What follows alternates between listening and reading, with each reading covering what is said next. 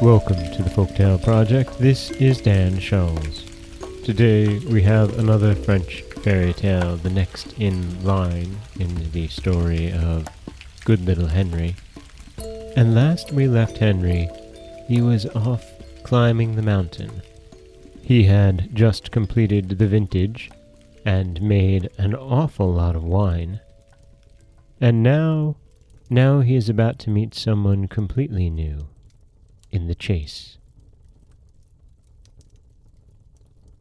Henry was within a half-hour's walk of the summit of the mountain when he reached a pit so wide that he could not possibly jump to the other side, and so deep that it seemed bottomless.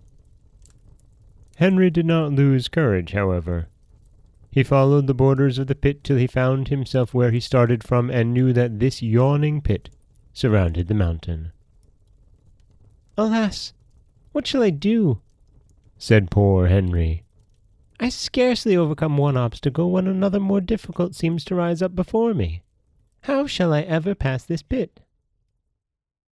The poor child felt for the first time that his eyes were filled with tears.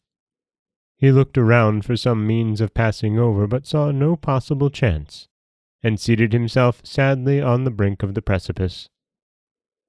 Suddenly he heard a terrible growl. He turned, and saw within 10 steps of him was an enormous wolf, gazing at him with flaming eyes.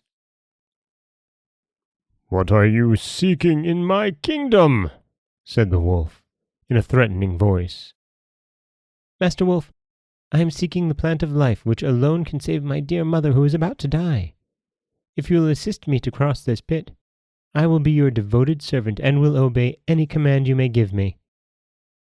"Well, my boy, if you will catch all the game which is in my forests, birds and beasts, and make them into pies and nice roasts, by the faith of the genius of the mountain, I will pass you over to the other side. You will find near this tree all the instruments necessary to catch the game and to cook it. When your work is done, call me."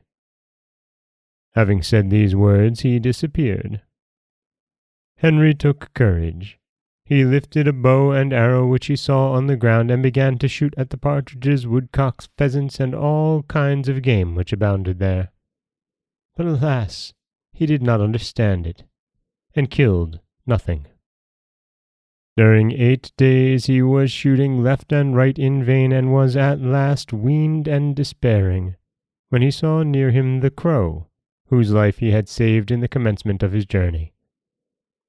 "You rescued me from mortal danger," said the crow, "and I told you I should see you again. I have come to redeem my promise. If you will not fulfill your promise to the wolf, he will change you into some terrible wild beast. Follow me. I am going a-hunting, and you have only to gather the game and cook it."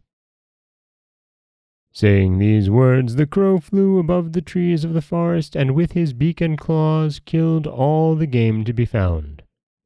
In fact, during 150 days, he caught 1,860,726 animals and birds, squirrels, moorcocks, pheasants, and quails.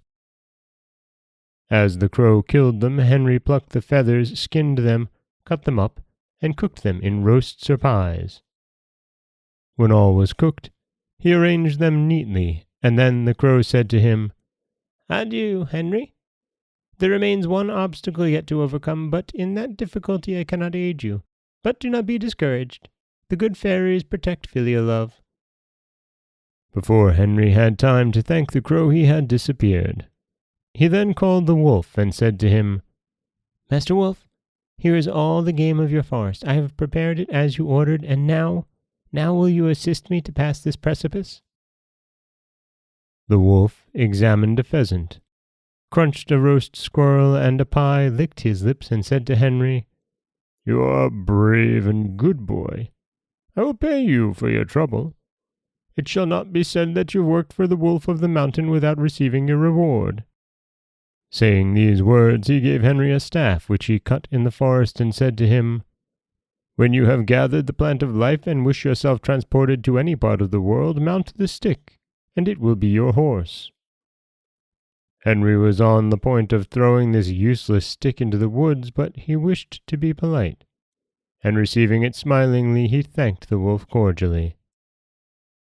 "Get on my back, Henry," said the wolf. Henry sprang upon the wolf's back, and he made a bound so prodigious that they landed immediately on the other side of the precipice. Henry dismounted, thanked the wolf, and walked on vigorously. And that is The Chase, the next section of Good Little Henry by Comtesse de Ségur. I get the feeling, and I hope you do as well, that Henry is going to need these things that he is so close to discarding that he is given by the genie of the mountain.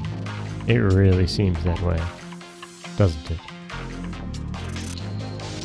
This is Dan Scholes for the Folktale Project. Don't forget that you can subscribe to the podcast on Apple Podcasts, Stitcher, Google Play, Overcast, anywhere you like to get your podcasts. You can follow us on Twitter and Instagram at Folktale Project. And you can always head over to folktaleproject.com, where you'll find a new story waiting for you every Monday, Wednesday, and Friday. As always, thank you so much for listening.